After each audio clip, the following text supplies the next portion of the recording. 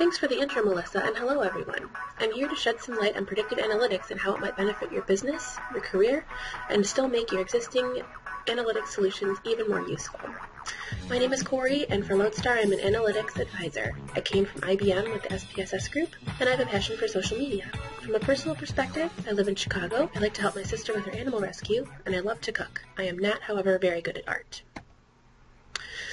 First, we'll start off today with a little ditty about Jack and Diane, two human resources analysts, to provide some context about predictive analytics and play. Next, we'll talk about the analytical journey and how IBM puts context around analytics aptitude. We'll move into explaining what predictive analytics is and what it's not. I'll explain why predictive is not new or scary. We'll walk through why predictive benefits our core audience, both IT and finance. We'll look at integration and some of the end use cases to help you visualize places where your organization might utilize this amazing technology. So let's just hop into our little ditty. Here we have a swatch of HR data related to employees at a company. The HR analysts have been tasked with determining how to allocate retention bonuses. We see several kinds of data here: employee ID, training status, whether or not they're using benefits, length of employment, which facility they work at, how long their commute is in minutes, clearly they're from Chicago, their employment status, what position they hold, the type of degree they have, average hours worked in a week, and through an employee survey that was done using SPSS data collection, we have feedback on whether they enjoy their job or not and whether they find their job challenging. You'll note the last column on the right, intervention indicator, is blank. That's what we're looking to figure out. Who is eligible for retention bonuses? Enter HR analysts Diane and Jack. They're cube neighbors and on the same team. Their boss has asked them to work with their BI tool to determine who is getting bonuses. You can see they're starting from the same place, looking at historical data, already separated into employees who are still at the company and those who have left. They're looking for indicators of why someone leaves their company. You can see on the far right they have a long list of possibilities. By the time they go through all the possible scenarios, surely some value employees will have already left. At Diane's last job, she had to do a similar analysis, so she's sure that the benefits are the best place to start. Running her first swipe, she sees that more employees without benefits have left the company in the past, in orange. This confirms her suspicions. She's also heard some grumblings about poor management in Facility A, so this would be a great second step in narrowing down who should be getting the bonuses. She's thankful her boss is awesome and trusts her judgment and analytical skills. Not surprisingly, her analysis matches her assumptions. People without benefits working at Facility A are most likely to leave and should receive the retention bonuses. Jack is newer to the team, but he's no dummy. He's got a friend that he had hired on at Facility B, and he gets all the gossip, and he is certain that comparing facilities against each other is the best place to start. Again, not surprising, all that juicy gossip turned out right. They're dropping like flies at Facility B. Look at that orange spike. Jack has peeked over his cube and checked on what Diane was working on and saw that she's looking at benefit status. He assumes this is also an important indicator, so it will be his second tier of analysis. He's a little surprised to find out that folks with benefits are trending towards leaving the company. He wonders if the insurance company for that facility is not meeting their needs. Both Jack and Diane submit their reports to the boss, who is frustrated to say the least. They're exactly opposite, and there are far too many employees on the combined list to offer bonuses that would keep anyone on staff within the budget they've been given. What are they going to do? Luckily, Jack and Diane have been learning about predictive analytics. They knew that their natural human biases and instincts were holding them back from the truth, and that the answers are actually in the data if they could just do a better job of extracting them. They called Lodestar and arranged a proof of concept that they could sit in on and see how it's all done. Lodestar had already explained to them about the CRISP-DM methodology, cross-industry standard process for data mining, that ensures a consistent process and allows the system to find the patterns in the data. They knew SPSS would allow their data to speak to them without any human bias to interrupt or confuse. So here's how it went. One of the first things the proof of concept allowed them to see was what's called the decision tree. Let me explain. You see, we start with the same historical data, employee status of current or past. SPSS figured out the most important indicator for employee attrition is whether or not they enjoyed their job. As obvious as that sounds, we just saw that Jack and Diane did not even start with this indicator. So we're looking at a tree that branches out. So for people who did not enjoy their job, the next best indicator was whether they worked at Facility A or Facility B. For the folks who did enjoy their job, the next best indicator was benefit status. This can go on for more than I can show you today, but I think you can see where we're going with this. This kind of analysis sets up rules like an intensive if-then scenario modeling, accounting for all possibilities. Diane and Jack didn't do this, Lodestar didn't do this, SPSS looked at the data and uncovered these rules and patterns. So first we build this predictive model with historical data, then ran current data through the model to determine the retention bonus allocations out of the current employee roster. And this is a look at a few lines from the final report. Jack and Diane sure learned a lot. The boss was able to submit this very simple report to the compensation group for payouts straight away, with confidence and without duplication of effort. Through some additional analysis, we were able to determine that some of the folks likely to leave would stay for a smaller bonus amount. This is a key area where the company could save some money and reach more people with this program under the same budget. With the success of this project under their belt, Jack and Diane now have been tapped by the sales managers to study their rockstar reps and determine what characteristics to look for when hiring new sales associates. They both received accolades from the CFO for stretching the budget so far and from the Director of HR for helping to impact so many valuable employees with this program. They have plans to work with IT to feed predictive insights through their existing BI Event Studio infrastructure to provide automatic updates on employees as they cross into the danger zone. HR and management can then intervene immediately. As an IBM business partner, we see great value in a study that was conducted by IBM on its own clients regarding their analytical aptitude. The study measures how well an organization applies analytics to strategic plans, operational processes, and decision-making. To clarify, analytics quotient is just IBM speak for where your analytics center of excellence is and provides a frame of reference as to its maturity. A center of excellence usually just starts with one person or maybe a small group. They are passionate about empowering their lines of business to make better decisions through the use of data. These people are change agents or catalysts, and we at Lodestar love supporting these guys because they are going places. Over time, the Center of Excellence grows into its own department and infuses multiple lines of business with predictive insights and prescriptive actions at the most valuable point of impact at the right time. I'll share some stories about this as we go along. From this study, it was concluded there are 4 tiers of aptitude: novice, builder, leader, and expert. We'll dive a little bit deeper into this in a moment, but the overall conclusion from the study was that more analytics in a business proved a higher AQ score, which also proved better organizational performance and higher profitability. You've heard my peers discussing Lodestar's position as coaches and mentors, and the analytics journey is one that every business will take at some point. Yours is no different. We are at the ready to help you formulate and deliver plans that can empower you to move along this path, and I must note that SPSS is the piece that will get your organization to that expert level. In this grid, we get an idea of indicators for each stage along the analytical maturity model. For novices, we often see silos of data, disjointed and very basic analysis, and a need to rely on past experience and gut feel. These guys are data chasers. They feel frazzled and uncoordinated, barely keeping up with the tasks at hand. Does this remind you of anyone? Jack and Diane, maybe? Maybe somebody you work with? Hopefully not you. Moving into Builder, we see more collaborative and analytical tasks occurring and having better, cleaner, more organized processes for looking at data and trends. The leaders are dabbling in predictive analytics, perhaps have a few quick projects and wins under their belt, and they're starting to see many places within the organization that would benefit from increased data-backed decision-making through SPSS. We then have the experts with well-established analytics center of excellence. Most, if not all, lines of business rely on predictive insights to drive decision-making from the top all the way down to the customer-facing employees. So where do you see your company on this scale? There's an awful lot of buzz out there about predictive analytics, so let's talk about what it's not. Predictive analytics is not a mysterious black box where you put in your data and out the other end comes a unicorn with a magic wand that fixes everything. It is not a mystical crystal ball. I mean, exactly how much data can you expect a glass orb to crunch? It's not a crapshoot. You're not betting the farm here. You're relying on decades of math and technology development that's proven itself again and again. And unfortunately, it is not the solution to all of your life's or your business's problems, but it is a start. If you go to Google and look up predictive analytics, it will tell you all about tools and algorithms and math stuff. And while it's all true, I don't think that really gets to the heart of what predictive analytics is. So let's break it down into something my mom would understand. If you look at predictive in a dictionary, it says, being an indication of the future or future conditions. That's an adjective. Now for analytics, the dictionary says, the science of using logical analysis. That's a noun. In our context, we also specify that we're looking at logical analysis on data, right? We're not studying art or literature here. So we could say that predictive analytics is using the science of data analysis as an indicator of future conditions. There, no scary math stuff. But now we're scientists? Yikes. I didn't see any scientists sign up for our webinar today. Not to worry, SPSS makes use of huge math, but it's in the easiest possible interface. So there's no need to learn a coding language or get yourself a PhD in data science. We see across all of the product families for SPSS, graphical user interfaces, point and click, easy drag and drop menus.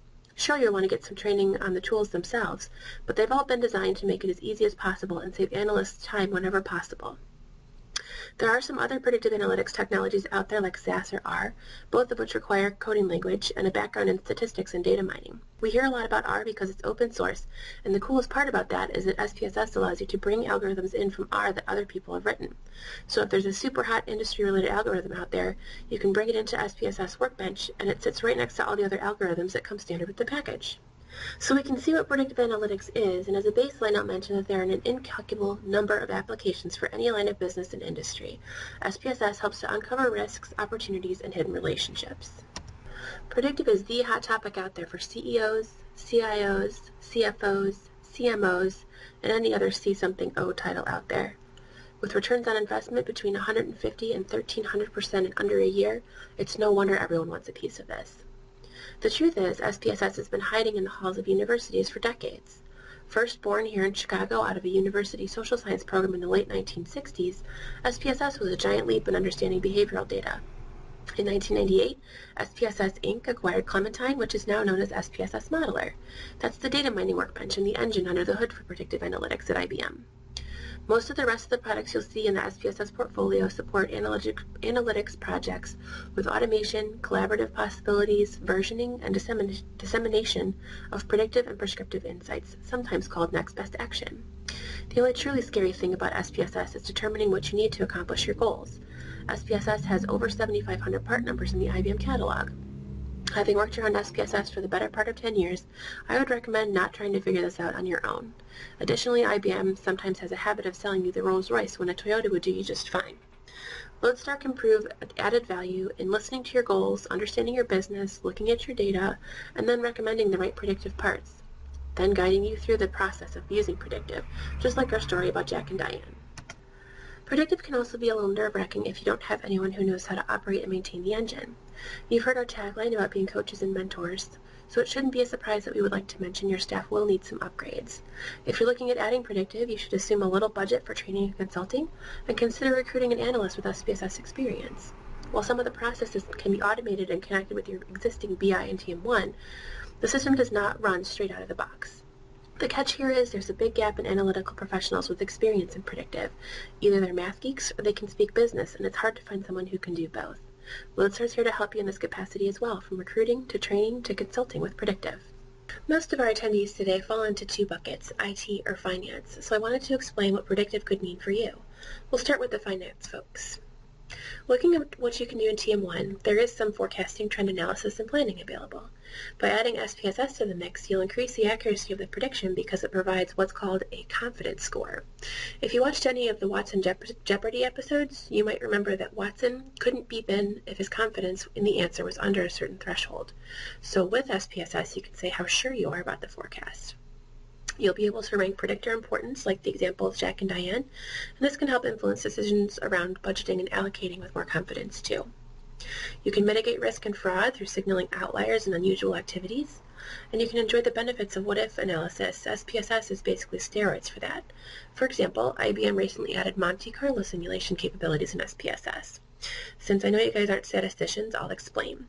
This technology allows you to run hundreds or thousands of combinations of factors simultaneously and see all possible outcomes, and then it identifies the factors in your model with the greatest impact on the outcome. Capabilities like that will enable your business to predict and impact the customer, product, and employee behavior in your favor. You can use prediction and business rules to prescribe actions at the point of impact at the right time. The bottom line here is you'll have more accurate and more profitable decision making. Let's take a look at a company using TM1 and SPSS together. Australia's Post, the postal system down under, was producing a rolling forecast of their cash flows on a daily, monthly, and annual basis. The cash flow reports were relatively accurate, but manually intensive and time-consuming. Also, there is no integration between short and long-term forecasting and little visibility around gross movement of certain cash flows which fluctuated daily. After implementing SPSS and TM1 together, the result was a fully integrated and forecasted monthly cash position for 4 years. They also benefited from additional transparency in cash flows and a rule-based system with daily projections and a cohesive system between finance, business, and IT. The key takeaways from this story are: 1. Focus more on solving your problem and not so much on which products can do it. 2. While TM1 is powerful, it can't do everything. And 3. Well, where would we be without IBM touting itself? But I'll just say we can see how using SPSS and TM1 together is useful, okay? Now let's speak to the other half, IT. People today expect information at their fingertips. What with mind-blowingly powerful search engines and big data everywhere, we've come to expect results in a matter of seconds. By putting SPSS to use behind the scenes of your BI tools, you're providing more accurate, actionable insight to your customers on the line of business side in real time. While we say business expects answers and not to have to do analysis itself, there will always be some folks out there who want to roll up their sleeves and do some ad hoc analysis, and SPSS allows for that too. It easily integrates with Cognos products and addresses all 4 of the V's of big data. Veracity, or confidence in the data, as opposed to voracity, meaning hungry, yummy data. Variety, or types of data coming in. SPSS, again, is data agnostic. Volume, or how much data is coming at you.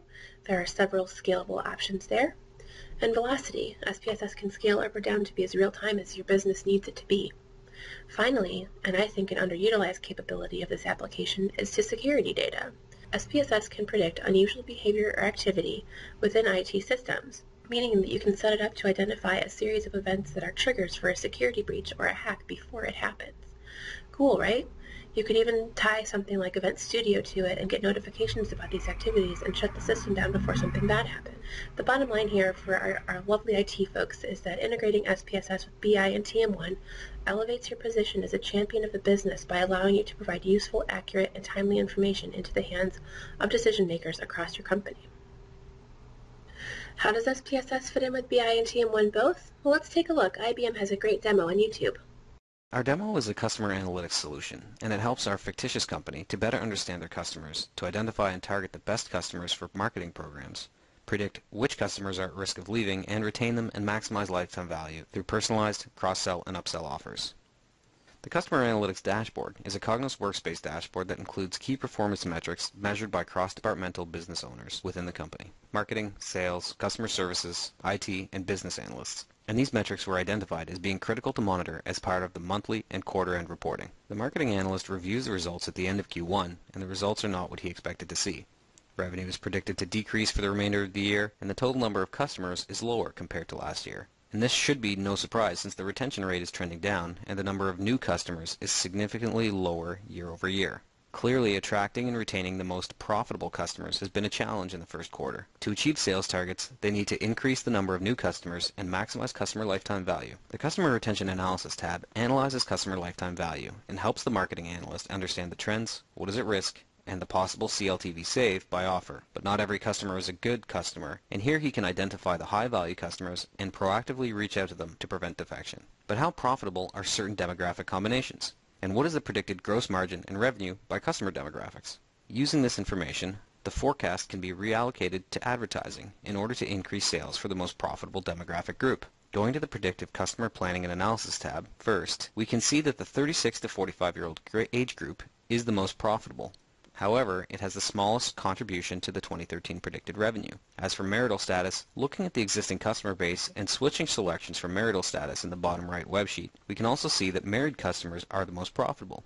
So we can then decide to do some what-if analysis. What is the impact of adding 1,000 married female new customers versus 1,000 married male new customers on revenue and gross margin percentage? First, we can add the 1,000 married female new customers and refresh the dashboard. We can then compare predicted revenue and margin percentage and how that affects the total customer base when combining new and existing customers. The charts also change with the entries, and here we can see the impact on predicted revenue before and after adding these new customers. The 36 to 45-year-old age group is the larger slice of the pie due to the addition of the new customers. Then we can clear the entries and enter 1,000 male new customers and refresh the dashboard again. We can conclude that the last scenario is the most profitable and would help deliver the highest revenue goals for the remainder of the year. The decision is to run an advertising campaign in the next quarter to target males who are married in the age 36 to 45-year-old age group to increase that customer base. The financial analyst works with various operational cost centers and is responsible for budget and forecasting, and therefore is asked to allocate forecast to advertising for the next quarter. Going to the 2013 Forecasting tab, we can add the entries, reallocating forecast for each department as requested. In our demo, we've seen that in order to identify, attract, and retain the most profitable customers, we need a solution that provides a single, accurate, and complete view of the customers to allow the decision makers to make better and more informed decisions. All of this is being made possible, more accurate and effective through the integration of IBM Cognos BI, TM1, and SPSS Modeler. I love that demo because it helps us to conceptualize TM1, BI, and SPSS, but from where I'm sitting, there's an awful lot missing. We don't see SPSS Modeler at all, and frankly that doesn't surprise me. Modeler does not have sexy demo qualities like BI does. The value of SPSS is shown in ROI and not through attractive visual capabilities. We also don't see the analyst's blood, sweat, and tears cleansing and merging and validating the data and building the streams in SPSS Modeler. We don't see anyone building cubes or chasing data around, and I bring these things up only to say this looks very pretty but still requires time and teamwork. We also don't get to see much about how the systems actually fit together, which is kind of a good thing. The folks ingesting the predictive data should not have to worry about algorithms and stuff, right? But just so you can see, I made up a simple diagram. Let's have a look. So here's a flowchart I put together. First, you'll notice that the arrows go in both directions, so you can write in and write out of SPSS. And basically, all SPSS needs is data. It can be one source, it can be many sources. I had a client who bought SPSS Modeler not for predictive, but just for data management. He uses it to merge 80 spreadsheets together, and that's it. It gave him back 2 full-time employees. So we start with the database, spreadsheets, or maybe web traffic data, or we can start with the TM1 cube or some BI data. We pull it into SPSS and work with it. Massage it, merge it, clean it, parse it out, simulate things with it, and run predictive models against it. And then we export our findings to, well, really anywhere we want. We can write it back to the database, or framework manager package, or TM1 model. I would go one layer deeper here and show you Modeler, but we don't have enough time for that today. If you'd like to see something like that, just let me know. I've explained a few use cases, and the opportunity here really is limitless. You can apply this to anywhere in any business and see value. I've listed some here. These are the most popular cases. To reiterate, SPSS can be used to mitigate risk, optimize on future opportunities, and find hidden relationships by using your data. Ultimately, this maximizes profitability for your company. It also serves your career from the standpoint that if you stand to help your company make and save money, whose boss doesn't love that? I'm hoping this part of the presentation has lifted the veil or opened the kimono about SPSS, BI, and TM1's relationship. I want to make sure you know we've launched a free predictive consultation through the end of this quarter, so if you've been looking for a safe place to learn more, please let me know. We'll meet you wherever you're at on the analytical maturity scale and provide guidance for the best way to get started. Aligned with that, keep an eye out for upcoming webcasts and education about SPSS and predictive. And if you have any ideas or recommendations, please let us know. In closing, please be aware that we at Lodestar are ramping up our social media efforts, so please feel free to follow us and keep up with us and join the conversation. We are also looking at doing some coaching around how professional social media presence in the business analytics community can skyrocket your career. Keep an eye or ear out for that. That concludes the SPSS portion of our presentation. I'll now turn it over to Melissa to open up for Q&A. Work it, make it, do it, makes us